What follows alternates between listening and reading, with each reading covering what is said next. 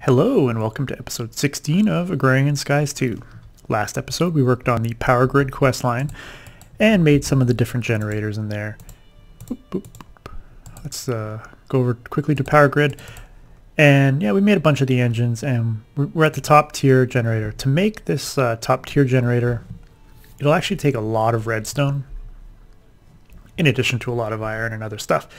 So I thought I would get back into crop breeding as another way of producing redstone in addition to, my standard sifting of stuff. So as a quest, it wants to make me make Redstodendron Seeds. And to make Redstodendron Seeds, you need red tulips and daisies, which I have, and soil. And underneath you need redstone ore. And I told you how to get redstone ore before.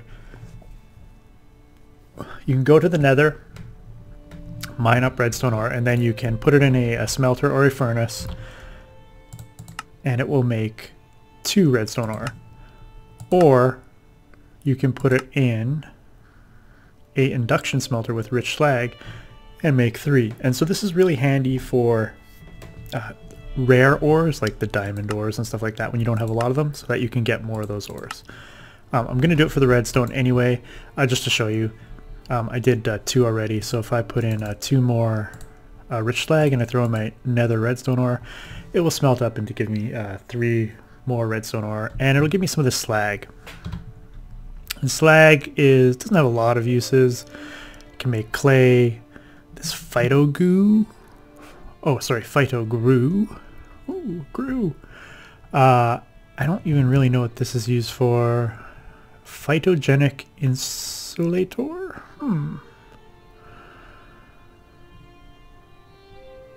Bamboo shoot. So with power and water and phytogrue, you can make food. Interesting. Takes a lot of power.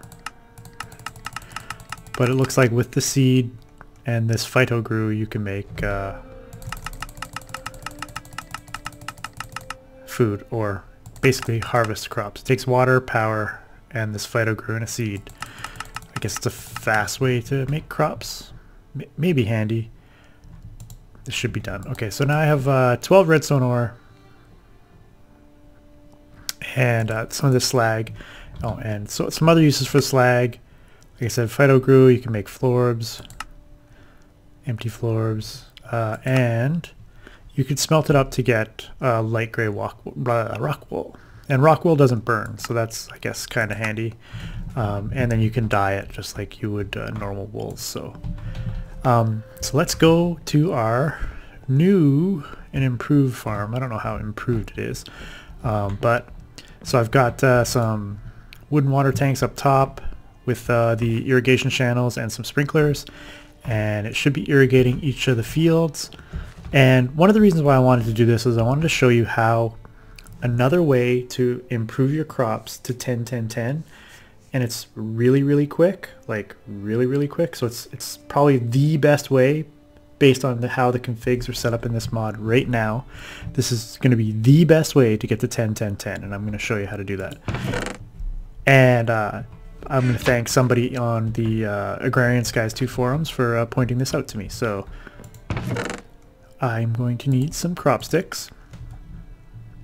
I'm going to need, so what you want to do before you do this, okay, because we're making Redstodendron seeds, we need the red tulips and the daisy seeds. And so I've crossbreeded and got myself up to, I need red tulip and daisy, and they're both at 10-10-10. And so my method of getting seeds to 10-10-10 is what you're going to have to do early on when you have no 10-10-10 seeds. Once you have some 10-10-10 seeds like I have now with these red tulips and the daisies, what I'm going to need to do is I'm actually going to need to, I did put a space down below, and so I'm going to do this here. I'm going to put that down there. Okay. So, and then you put the dirt on top, because to get Redstodendron Seeds, you're going to need, oops, let's not do that yet. You're going to need to have redstone ore underneath. And so anytime you redstone ore, you're going to need, Redstodendron Seeds, you're going to need a redstone ore block beneath. I highly recommend that you have a pickaxe that's able to have like silk touch on it so that you can move stuff around if you need to. So if you have a crop mutation / breeding area, that you can, you know, swap out the blocks underneath your soil as necessary and not lose them, so that you know, turn them into, you know, break them and stuff. So we are hoping to get Redstodendron Seeds. And did I lose? No. Okay. Whew. I had a death. I burnt myself in lava and it sucked. And I lost my mattock, so I actually made an endearing mattock. It's completely endearing. It's back to level 1. I threw auto repair on it because it had 3 modifiers to start with, so it's actually pretty good. Like, look at the damage. It's like damage level 20. So and we got daisy seeds there, so that's no go. So, and there we go. We've got Redstodendron Seeds. And we got weeds over here, so that's not helpful. I'm gonna just leave that there just in case the things mutate. Okay, so when you mutate plants that you've when you mutate plants that are 10 10 10 together, they confer, because they're the parent plants, they confer some of their stats onto the new plant. So if I take this Redstodendron seed and I go and look at it in my seed analyzer, it's a 5-5-5 to start. Make sure that you get the 2 breeding partners to 10 10 10 before you mutate, because it's going to make your life easier on trying to get the next seed to 10 10 10, because you're going to start at 5-5-5. But the easiest way, oh, and see, we got another 5-5-5 here. If I just look at it, this one will also be 5-5-5, which is okay. So we have 2 5-5-5s. Now, the easiest way to now get it to 10 10 10 is to break one of your parents, put down a set of crops, sticks, and it looks like glowstone doesn't work anymore. Sad, sad days. Sorry, bone meal doesn't work anymore, not glowstone, on redstone seeds. So to get these to grow up, it looks like I'm going to have to use the watering can. Or you can use other things like, you know, Ritual of the Grove, Green Grove, and stuff like that for blood magic, and Thaumcraft has like the Lamp of Growth. So there's other things that can help you with this, but it looks like in my case, oh, aha, I know why it's not growing. Okay, my bad.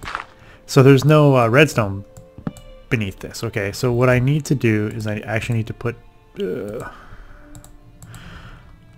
down a redstone there, and I'll throw back down the dirt. Okay, now this will work. Now bone meal. Okay, bone meal still doesn't work, but it should start growing up. So the bonus here is that when you try and have your child plant grow, why are you not growing? This plant cannot grow here. Why can it not grow here?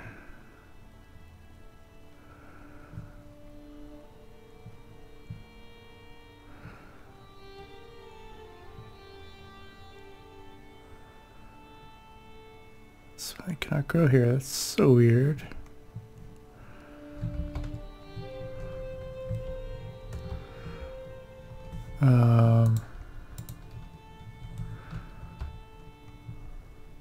Soil. Yeah. I got redstone underneath it now. Should be able to grow here, no?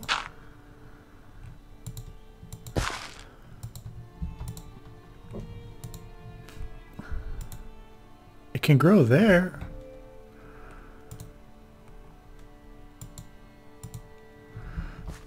Can't grow there though, that's so weird.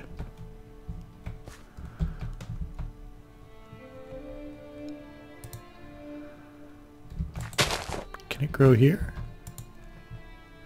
This plant cannot grow here. But it can grow there. This plant cannot grow here. But it did grow. It grew there too. It's so weird. Okay, anyway. So what I'll do is I'll just move the one parent crop. And so you want to take one of your 10-10-10 parent crops, plant it down, I'll bone meal that up. And so now when I'm trying to get the redstone to 10-10-10, what I can do is I can plop down some cross crops here. And that's daisy, so we don't care.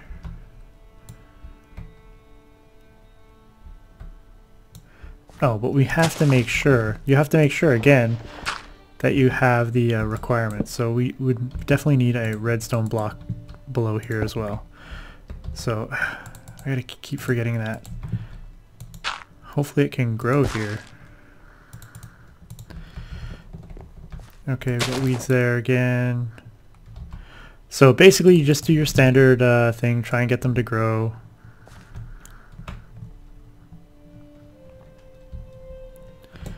Daisies, daisies. Hold shift if you don't want to break the cross crops while you're using the daisies, daisies.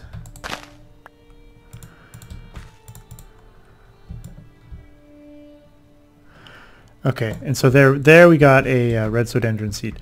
And so this 10-10-10 plant with this 5-5-5 plant will confer some of its stats to this redstone plant here. And when I identify it, it should be, yeah, 998. So with just one growth, it's up to 998. So all you do here now is you break, you break your other plant and then put in your best seed and keep the 10-10-10 plant there. Oh, and you want to bone meal up this first before you put your cross crops in so that you don't get the weeds or your other plant. And then get your watering can going again, and of course we get daisies and weeds.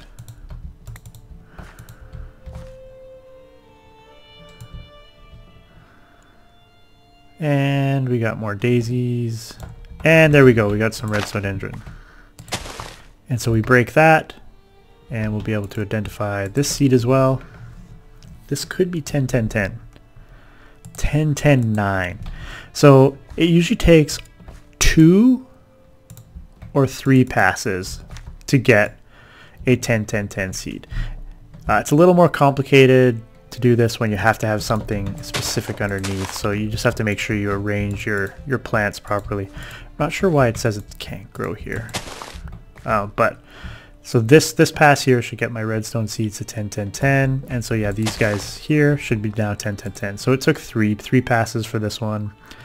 That's not too bad. Let's just throw that in there. And there we go. 10-10 Redstodendron seeds. Without me derping early, you can do that really quickly. And then if we look at the uses of these seeds, we can get Aura Gold seeds with orange tulips. You need gold below.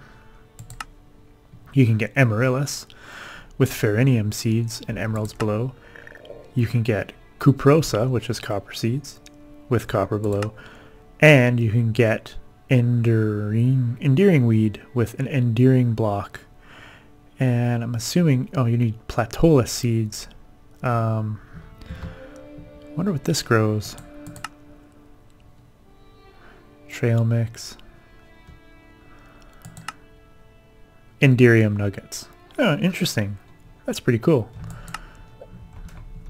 So I now have 10 Redstodendron Seeds, and so now I could set up a plot where, you know, the seeds are growing and we'd be in pretty good shape. And harvesting this plant now, we have 4 redstone on us, and if we harvest this plant, we should get, I thought we would get 4. Oh no, sorry, that wasn't a 10-10-10. That's the 998. A 10-10-10 should give you 4 redstone every time you harvest it. So it's a really good way to get redstone. It takes a little bit of infrastructure because you've got to actually get some redstone ore. And there's one thing I wanted to try. I'll be back in a second because I got to grab some materials. Okay, we'll try this. So you can make a trowel for 2 iron, which I think I have. Yep. Grab the iron and a stick. So that gets you a garden trowel. My understanding of the way this works. Okay. Okay, but yeah, so that's what I thought. I don't think the plant itself will grow though. You can move it because there's no redstone ore underneath it. You can move it with a trowel, but I don't think that this will grow. Looks like bone meal didn't work on it at all, and it doesn't look like it's growing at all. So although you can move plants with the trowel, it doesn't look like they're gonna grow if they don't have the appropriate ore underneath them. So any of these metal or redstone seeds, you're gonna need the ore underneath to grow them. So plan accordingly. So yeah, that's the easy way to get your crops to 10-10-10. Once you've sort of fumbled your way through getting a few crops to 10-10-10, then start breeding those crops together, crossbreeding them to get the different mutants, and get all of those to 10-10-10, and then just make sure that your 2 breeding pairs are 10-10-10, and then your first seed will be 5-5-5, and then continue growing it next to the parents, because in the config files, basically like Redstodendron Seeds, its parents, if I look at the recipe for it, if it's next to red tulips or daisies, it will basically steal some of the stats. So it makes the entire process of getting seeds to 10-10-10 that much quicker. So let me trowel this back here for now. So that is how you can make redstone seeds. And then now what we can do is we could make gold. I'd have to go grab some gold ore. We can't make emerald because I don't have ferronium. To make ferronium you need lapinder and white tulips, and to make lapinder you need lapis with blue and pink tulips. So I'll probably be going through a bunch of that crossbreeding. I'll probably do it off camera, and I'll probably set up a you know, over here somewhere I'll set up a bit of a manual redstone farm until I you know, really need to get going. I guess I could throw my stone planter back over here and have it harvest up some redstone, but I've had some bad experiences with the planter, but I think I know how to use it now. So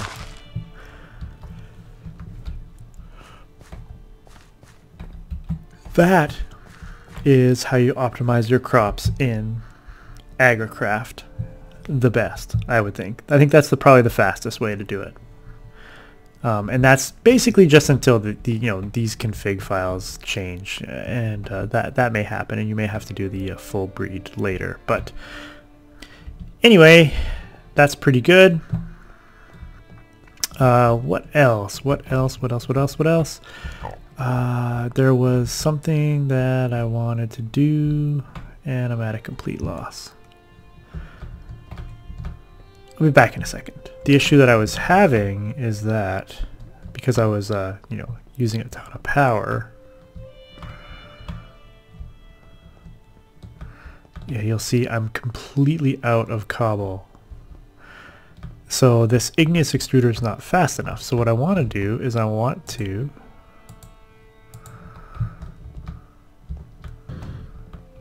grab it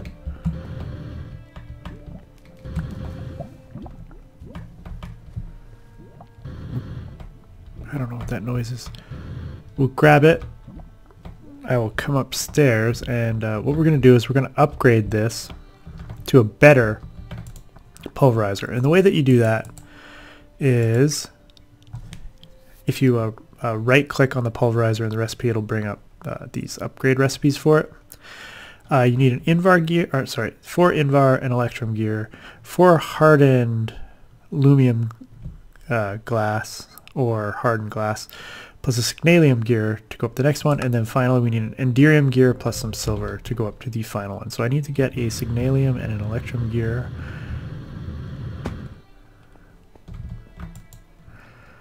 Got 6 and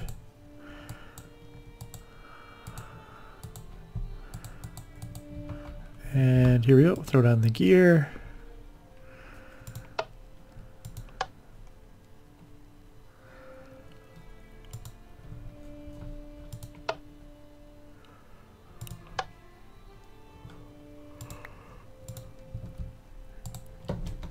And there you go. I need an Electrum gear, a Signalium gear, and an Enderium gear.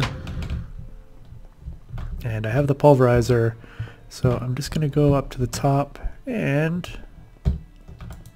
let's see, got stuff going on in there. We got nothing going on in here. Okay, so we should be able to. No, I have an Electrum gear. And what do I need to? Invar. I have 4 Invar. Okay, so I can upgrade to the next level of igneous extruder. The next one is the hardened glass with the Signalium gear. That's a bit of a pain to make that, but we've got that with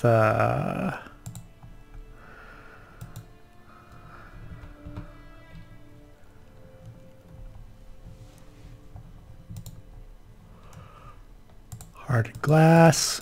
Alright, we'll just upgrade this one here. Igneous extruder. We're up to the next one, the reinforced. For the pulverizer, and that takes the Enderium gear plus 4 silver, and I don't think that's going to work, so we'll go.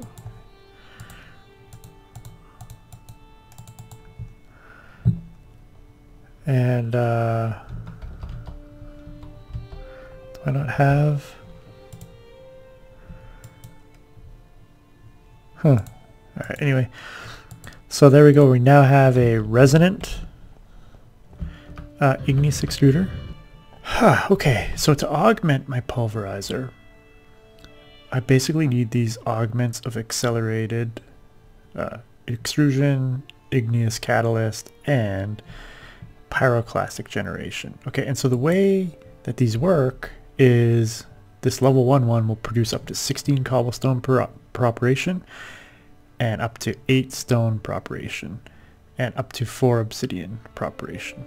However, it will consume, it says, minus 50% water consumed. So it'll use less water if I use this augment. If you use the igneous catalyst, it'll do 32 cobblestone per operation, 16 stone or 8 obsidian, and it'll use up even less water. And that's only relevant for the stone and the obsidians.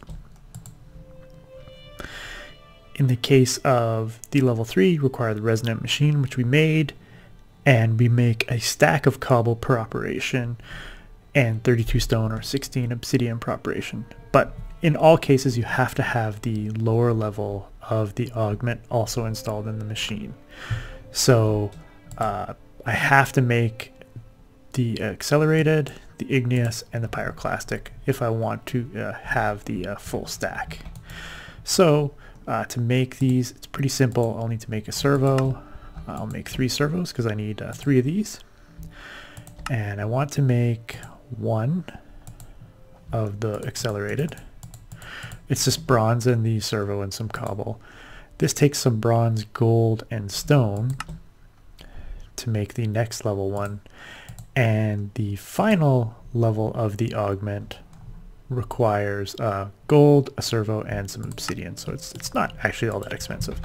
Totally worth it. once you have the materials. And so I can just come over here. As you can see, it's, you know, chugging away, but I can plug in my first augment, which will produce 16 cobble per operation. Plug in my second augment, which will produce 32 cobble per operation, and I'm not losing any water or lava because I'm just making cobble. And plug in the third augment to make a full stack every time. And so now full stack will be going through the system, and that will be more than enough cobble to sort of keep everything going as we would like. Yeah, see, we're now filling up the barrel, filling up all of our lava generation and all of our machines. We got gravel, and so all of our machines should basically, yeah, start having stacks and stacks of cobble going through. So we are in pretty good shape. So that's how you can improve your cobble generation using igneous extruders. You can put, I believe, speed upgrades in. Let's go here, upgrades, speed upgrade, stack upgrade.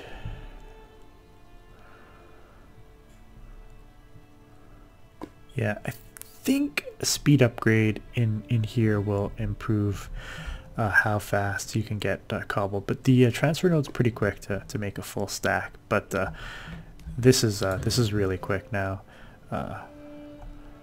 Yeah, so now it's oops, I can't even